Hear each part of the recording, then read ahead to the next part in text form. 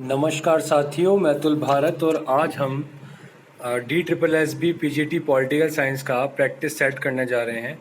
और इसमें ये मॉक टेस्ट रहेगा जिसके अंदर आपको जिस तरीके से परीक्षा के अंदर प्रश्न आते हैं और निरंतर आते रहे हैं वैसे आपको आपके सामने देखने को मिलेगा।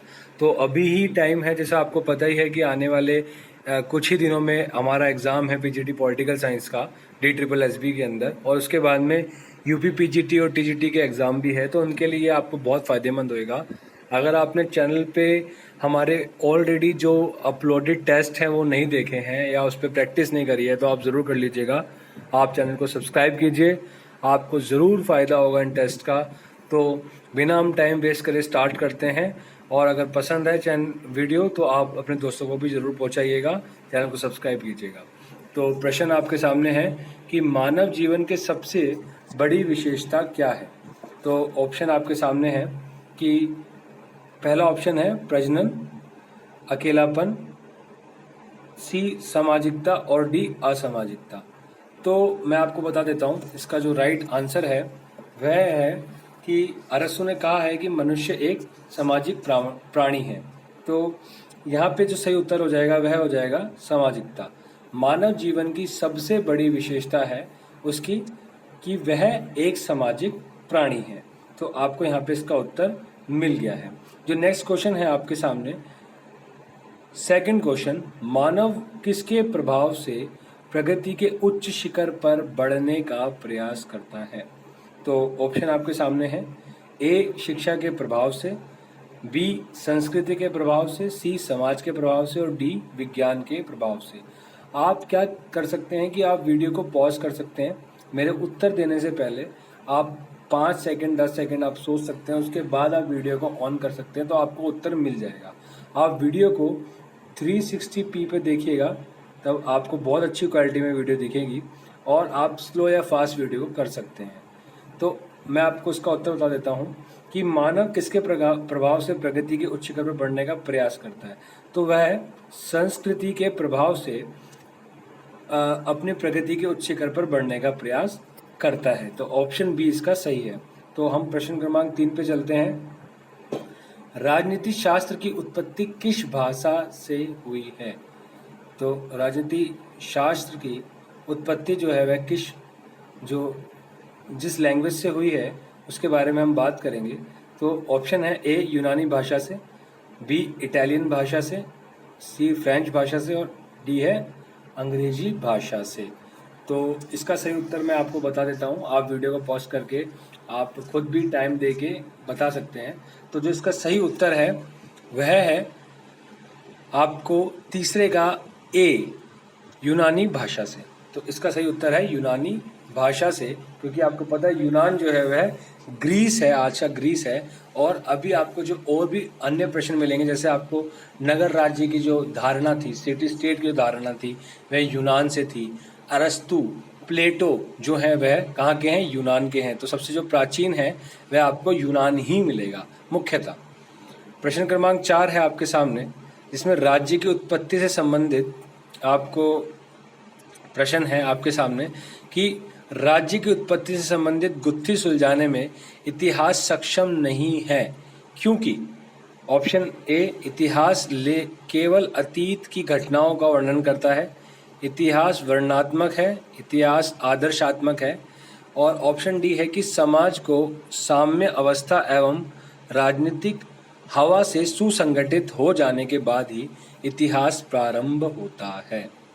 तो इसका उत्तर है आपके सामने है कि ऑप्शन डी है इसका सही उत्तर, जिसमें आपको मिलता है कि समाज को राज्य की उत्पत्ति से संबंधित गुत्थी सुलझाने में इतिहास सक्षम नहीं है क्योंकि समाज को साम्य अवस्था एवं राजनीतिक हवा से सुसंगठित हो जाने के बाद ही इतिहास प्रारंभ होता है। तो पहले क्या है, समाज की साम्य व्यवस्था है और राजनीतिक व्यवस्था है, उसके बाद में इतिहास प्रारंभ होता है, जो दार्शनिक मानते हैं। प्रश्न 5 है आपके सामने, जिसमें राज्य की उत्पत्ति से संबंधित सिद्धांतों में कौन सा सिद्धांत सबसे प्राचीन है। ऑप्शन आपके सामने है, ऑप्शन ए है जिसमें देवीय सिद्धांत है, ऑप्शन बी विकासवादी सिद्धांत, सी शक्ति सिद्धांत और डी सामाजिक समझौता सिद्धांत। तो जो पांचवा है मैं आपको बता देता हूँ कि मैकाइवर ने बोला है कि प्रारंभिक समाज में जादूगर ही धर्मगुरु और राजा दोनों था। तो अर्थात आपको इस कोटेशन समझ में आएगा कि देवीय सिद्धांत जो है उसको राज्य की उत्पत्ति से संबंधित सिद्धांतों में सबसे ज़्यादा प्राचीन माना जाता है। और मैंने अभी आपको मैकाइवर का कोट भी अभी आपको मैंने बताया, ठीक है। तो जिसमें प्रारंभिक समाज में जादूगरी धर्मगुरु और राजा दोनों था, ये वह बोलता है। तो छठा आपके सामने है, थोड़ा सा हल्का सा ब्लर होगा लेकिन आई थिंक आपको समझ में आएगा, प्रॉब्लम नहीं होगी कोई भी। थोड़ा सा है ये कि राज्य की उत्पत्ति के संबंध में सबसे मान्य सिद्धांत कौन सा है। तो मैं आपको बताता हूँ, देखिए प्राचीनतम सिद्धांत और देवी सिद्धांत आपको समझ में आया, लेकिन यहाँ पे ऑप्शन है आपके सामने, ए देवी सिद्धांत, बी शक्ति सिद्धांत, सी सामाजिक सिद्धांत, सामाजिक समझौता सिद्धांत और डी विकासवादी सिद्धांत। तो मैं इसका बारे में आपको बता देता हूँ कि इसके जो सबसे मान्य सिद्धांत जो है वह विकासवादी सिद्धांत है, क्योंकि इस सिद्धांत ने स्पष्ट कर दिया है कि राज्य कोई कृत्रिम संस्था नहीं है, मतलब कोई आर्टिफिशियल इंस्टीट्यूशन नहीं है। इसके विकास में एक संबंध शक्ति, आर्थिक आवश्यकता, राजनीतिक चेतना, प्राकृतिक चेतना, सामाजिक चेतना आदि का समान हाथ रहा है। तो विकासवादी सिद्धांत में हमें ये सारी चीज़ें मिलती है, इसलिए हम मानते हैं कि राज्य की उत्पत्ति का जो संबंध है और सबसे जो मान्य सिद्धांत है वह विकासवादी सिद्धांत है। तो ऑप्शन डी इसका राइट आंसर है।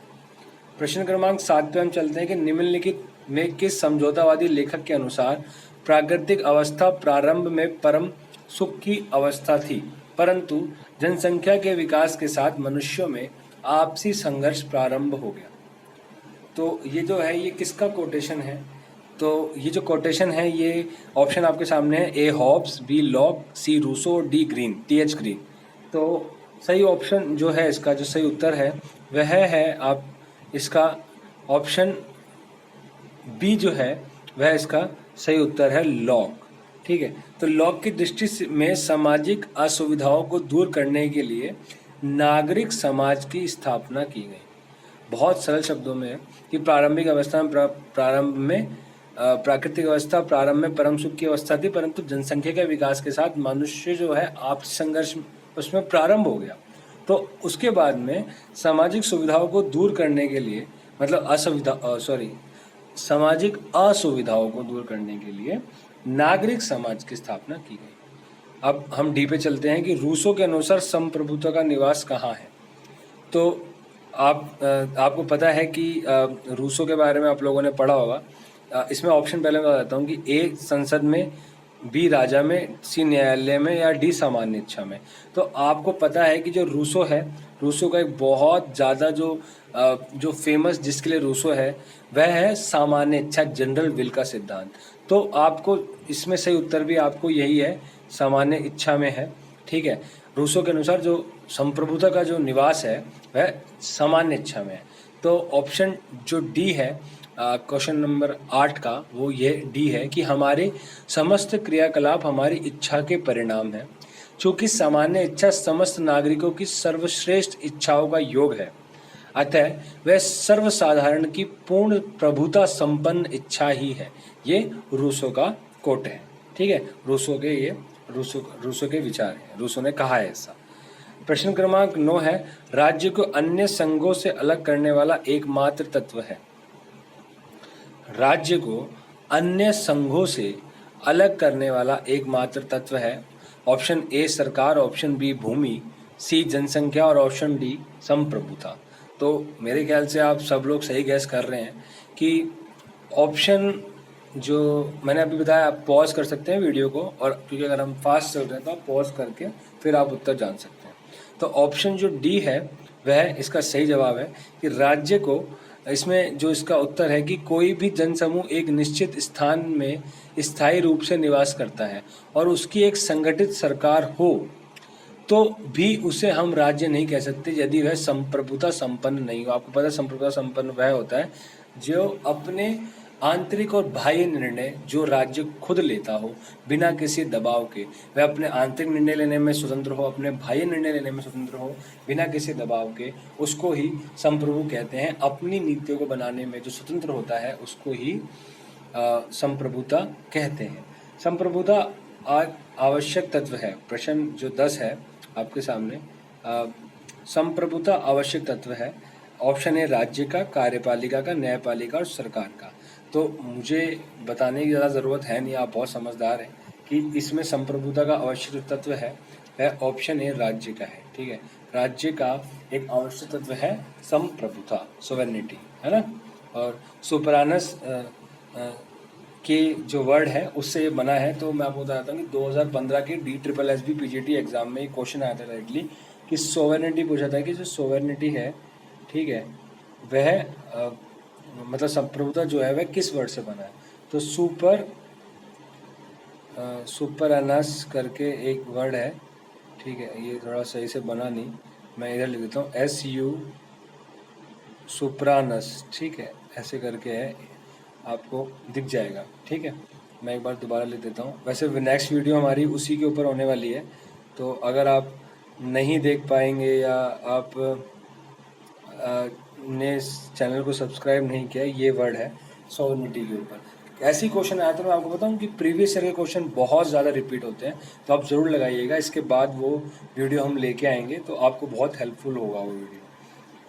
प्रश्न क्रमांक 11 है कि राज्य आंतरिक दृष्टि से सर्वोच्च तथा बाह्य दृष्टि से स्वतंत्र है, क्योंकि इसमें अभी आपको मैंने बताया था कि अभी थोड़ी देर पहले मैंने आपको बताया था कि आंतरिक और बाह्य दृष्टि से उसके अंदर स्वतंत्रता होनी चाहिए। तो अभी देखिए, आंतरिक दृष्टि से जो सर्वोच्च है और बाह्य दृष्टि से स्वतंत्र है, क्यों है? तो ऑप्शन है संप्रभुता का निवास है, कानूनी शक्ति है, सैन्य बल है, अपनी न्यायपालिका है। तो भाई संप्रभुता का निवास होगा तो ये सारी चीज़ें तो उसके अंदर अपने आप ही मजबूत होगी। तो संप्रभुता के निवास के कारण ही वह सर्वोच्च है और बाह्य दृष्टि से स्वतंत्र है। प्रश्न 12 है कि स्वतंत्र शब्द अंग्रेजी भाषा की लिबर्टी शब्द का हिंदी रूपांतर है। लिबर्टी शब्द की उत्पत्ति किस भाषा से हुई है? तो लिबर्टी शब्द की जो उत्पत्ति हुई है वह हुई है लैटिन भाषा से। ठीक है, लैटिन भाषा आपको पता है, तो बी इसका सही उत्तर है। लिबर्टी जो है स्वतंत्रता, वह लैटिन भाषा से इसकी उत्पत्ति हुई है। प्रश्न 13 है कि लिबर्टी शब्द की उत्पत्ति हुई है। अब देखिए, ऑप्शन ए लाइबलेमेस, ऑप्शन बी लिबोरमेस, ऑप्शन सी लिबर और ऑप्शन डी लिंगुआ। ठीक है, तो जो 13 है, आप थोड़ा आप समझ पा रहे होंगे कि लिबर्टी जो है वो लाइबर से, आपके सामने लाइबर से वह उसकी उत्पत्ति हुई है। तो जो करेक्ट आंसर है वह क्या है? वह लाइबर है। ठीक है, या लीबर आप बोल सकते हैं, लीबर लिबर्टी से। ठीक है, लैटिन भाषा के लीबर शब्द से लिबर्टी की उत्पत्ति हुई है, जिसका अर्थ है स्वतंत्रता। प्रश्न क्रमांक 14 है आपके सामने, स्वतंत्रता का बीज किसके द्वारा बोया गया? ठीक है, तो आपके सामने उत्तर है इसका। प्रश्न जो ऑप्शन है, स्वतंत्रता का बीज किसके द्वारा बोया गया? Option A bill of rights, option B Magna Carta, option C human rights, option D fundamental right. आपको तुरंत समझ में आ रहा होगा, आपके दिमाग में आ रहा होगा कि मैग्ना कार्टा के द्वारा स्वतंत्रता का बीज बोया गया था। तो ऑप्शन जो बी है 14 का, जो ऑप्शन बी है वह राइट आंसर है, मैग्ना कार्टा। प्रश्न 15, स्वतंत्रता की भावना ने दृढ़ बनाया लोकतंत्र और समानता की भावना को, लोकतंत्र और कुलीन तंत्र की भावना को, ऑप्शन सी लोकतंत्र और निरंकुशवाद की भावना को, ऑप्शन डी लोकतंत्र समानता और समाजवाद की भावना को। तो प्रश्न क्रमांक 15 का जो सही उत्तर है मैं आपको बता देता हूँ। देखिए, स्वतंत्रता की भावना ने दृढ़ मजबूत किसको बनाया? देखिए, कुलीन तंत्र को तो बनाया नहीं, निरंकुशवाद को भी नहीं बनाया आज़ादी ने, लोकतंत्र को बनाया आपको पता है, समानता को बनाया और साथ साथ समाजवाद की भावना को भी बनाया। तो ऑप्शन डी जो है ये इसका राइट आंसर है। लोकतंत्र, समानता और समाजवाद की भावना को स्वतंत्रता की भावना ने दृढ़ बनाया है। 15वें का राइट आंसर डी है। ठीक है, 16वें की बात आ जाते हैं। अभी हम 16वें पे हम आ गए हैं कि समानता की अवधारणा की उत्पत्ति हुई है। 16वें की जो क्वेश्चन है उसके ऑप्शंस है। समानता की अवधारणा की उत्पत्ति हुई है, किससे हुई है? देखिए, विषमतापूर्ण सामाजिक व्यवस्था के कारण, समतापूर्ण सामाजिक व्यवस्था के कारण, राज्य आज्ञा के कारण, या लोगों के आंदोलन से। देखिए, आपको पता है कि हम बार बार समानता की जब बात करते हैं तो हम फ्रांसीसी क्रांति की बात करते हैं। फ्रांसीसी क्रांति में क्या हुआ था? समाज के अंदर विषमतापूर्ण जो भेदभाव हुआ उसके कारण वो हुआ। लुई 16वें के समय में जो भेदभाव था कुलीन तंत्र का, सर्वाहार व्यक्ति के ऊपर, मजदूरों के ऊपर, ठीक है, जो थर्ड स्टेट के जो लोग थे उनके ऊपर जो था, जिसमें मजदूर थे, किसान थे, उनको ऐसा ऐसा कर देना पड़ता था और तब भी उनको बिल्कुल भी कोई इज्जत नहीं मिलती थी। आपने 9th क्लास का हिस्ट्री का आपने चैप्टर देखा होगा, तो अगर आपने नहीं देखा है तो हमारा एक चैनल है लक्ष्यविद भारत, आप उसमें देख सकते हैं। बहुत अच्छे वहाँ पे हमारे चैप्टर NCERT कवर किया जाता है, तो आप वहाँ पे भी जाके देख सकते हैं। आप लिंक में आपको लिंक भी मिल जाएगा उसका चैनल का। तो आपको फ्रांसीसी क्रांति से आपको बहुत सारी चीज़ें समझ में आएंगी, ठीक है। तो रूसो भी फ्रांस के थे, आपको ये समझ में आना चाहिए। और फ्रांसीसी क्रांति समानता के ऊपर बहुत ज़्यादा इम्पोर्टेंस है उसका, तो जो आपको हेल्प करेगा आगे। तो ऑप्शन 16 का जो है वो ऑप्शन ए इसका राइट आंसर हो जाएगा कि विषमतापूर्ण सामाजिक व्यवस्था के कारण समानता की अवधारणा की उत्पत्ति हुई। प्रश्न क्रमांक 17 है आपके सामने। समानता के सिद्धांत का वास्तविक प्रतिपादन हुआ। अभी थोड़ी देर पहले मैंने आपको बताया। तो ऑप्शन आपके सामने है, ए फ्रांस की राज्य क्रांति से, ऑप्शन बी वर्साया की संधि द्वारा, प्रथम विश्व युद्ध के द्वारा, ऑप्शन सी, और ऑप्शन डी द्वितीय विश्व युद्ध द्वारा। मैंने ऐसी टिक मारा है आपको ऑप्शन बोलने के लिए, लेकिन अभी थोड़ी देर पहले मैंने आपको बताया समानता के सिद्धांत का वास्तविक प्रतिपादन हुआ था फ्रांस की राज्य क्रांति, लुई 16 1789, ठीक है। बहुत ज़्यादा इम्पोर्टेंट ईयर है, ठीक है, आपको ये याद रखना है। इस समय हुआ था। 20वीं सदी में जोर दिया गया। अभी प्रश्न क्रमांक 18 है कि 20वीं सदी में जोर दिया गया किस पे? ऑप्शन ए राजनीतिक समानता पर, सामाजिक और आर्थिक समानता पर, नागरिक समानता पर, और ऑप्शन डी है राजनीतिक और आर्थिक समानता पर, ठीक है। तो 20वीं सदी में किस चीज़ पर जोर दिया गया मैं आपको बताता हूँ, ठीक है। ये थोड़ा सा आई थिंक ये है ना गलत प्रिंट हुआ है। तो ऑप्शन इसका सही उत्तर है ऑप्शन ए। 20वीं सदी में जोर दिया गया था राजनीतिक समानता पर कि भैया वोट देना है, सब लोग उसमें भागीदारी दें, राजनीति के अंदर समानता हो, ठीक है। आप ये जो 18वीं सदी जो 20वीं सदी है, आपको पता है 20वीं सदी जो 1901 से लेके 1901 से लेके आपके सामने 2000 तक चली, उसकी बात हो रही है, ठीक है, जिसमें राजनीतिक समानता पर बहुत ज़्यादा जोर दिया गया। 18वें का सही उत्तर है ए। अब आइए हम 19वें पे चलते हैं। इनमें से कौन सी घटना असमानता के विरुद्ध प्रतिक्रिया थी? अभी जस्ट मैंने थोड़ी देर पहले आपको बताया। देखिए ये बार बार ऐसे क्वेश्चन आते हैं। PGT, DSSB PGT political science, TGT, UP PGT, UP TGT, हर एग्जाम में फ्रांसीसी क्रांति से बार बार सवाल आते हैं। समानता असमानता बार बार आपको नगर राज्य से मिलेंगे, अरस्तु के ऊपर बात होएगी आपको, ठीक है, आपको बार बार रूसो के ऊपर से बात होएगी, आपको बार बार फ्रांसीसी क्रांति के। तो ये जो शब्द ये जो है ना, ये आपको बिल्कुल भी नंबर छोड़ने नहीं है। आप पुराने क्वेश्चन पेपर उठा लीजिए, आपको ये पक्का मिलेगा। इनमें से कौन सी घटना असमानता के विरुद्ध प्रतिक्रिया थी? ऑप्शन ए गौरवपूर्ण क्रांति, ऑप्शन बी फ्रांसीसी क्रांति, ऑप्शन सी अमेरिकन स्वतंत्रता संग्राम, और ऑप्शन डी भारतीय स्वतंत्रता आंदोलन। इसका जो सही उत्तर है वह है ऑप्शन बी फ्रांसीसी क्रांति असमानता के विरुद्ध प्रतिक्रिया थी, समानता की मांग के लिए। ऑप्शन क्वेश्चन क्रमांक 20, अधिकारों को मान्यता कौन प्रदान करता है? अधिकारों को मान्यता कौन प्रदान करता है? देखिए, ऑप्शन ए न्यायालय, ऑप्शन बी संविधान, ऑप्शन सी समाज, और ऑप्शन डी राज्य। तो आप बताइए। राज्य तो एक बहुत महत्वपूर्ण एक मतलब बहुत जो विचारक मानते हैं कि राज्य एक बहुत महत्वपूर्ण एक तरीके से कारक है। और सही बताऊं तो अधिकारों का जो मतलब जो अधिकार जो प्रदान करता है ना, अधिकारों को जो मान्यता प्रदान करता है वह क्या है? वो है राज्य, ठीक है।